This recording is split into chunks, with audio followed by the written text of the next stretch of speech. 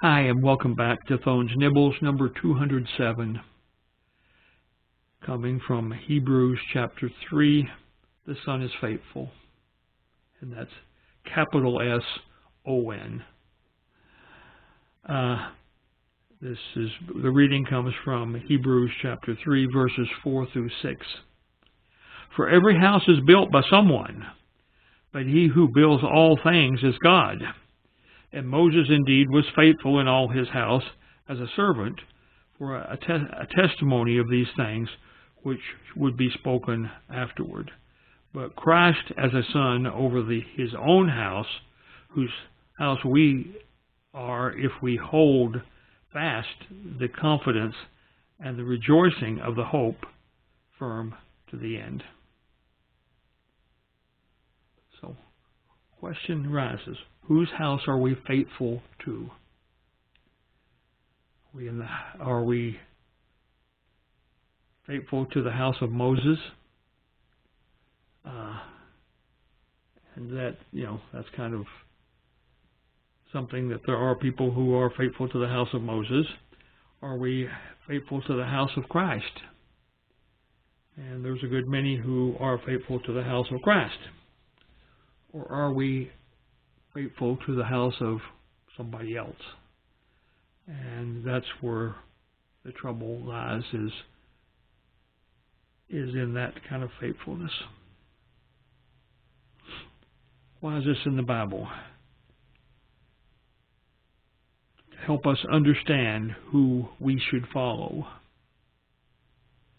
It's to everyone who believes. And the communications is we are Christ's. That's the right answer for that little question I just made. Application to my life. We know that God created everything. Moses told us about this creation. It was in the book of Genesis, right? And now Jesus is the owner of this creation. Thus, we may rejoice until the end of time. So we have opportunity, having the creation made, and we were explained in that by Moses, that now Jesus owns this creation, and so long as we follow his precepts, we will be able to rejoice forever, because we followed those precepts. God says, remember the difference between creators and teachers. And that's clearly distinguishing between Jesus, the creator, and Moses, the teacher. Moses was a great man, one of the great Hebrew people who helped set the Hebrew people free. Remember, this is the book of Hebrews. This is written to people who are involved with Moses.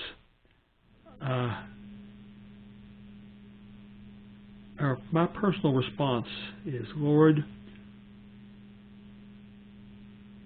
do we thank you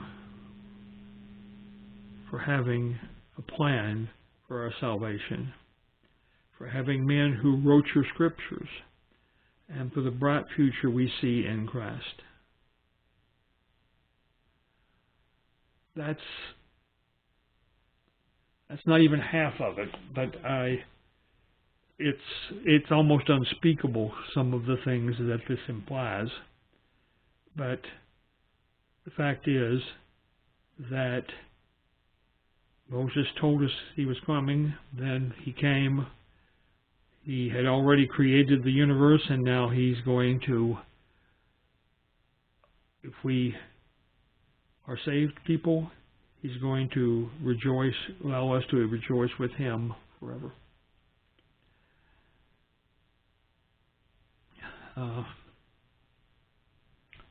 So that is the point. The Son is faithful. That was the original title. And the fact that this was promised in God's plan, which Jesus agreed with. that this would be the way forever for men to continue to exist. So that completes this one, and we'll see you next time.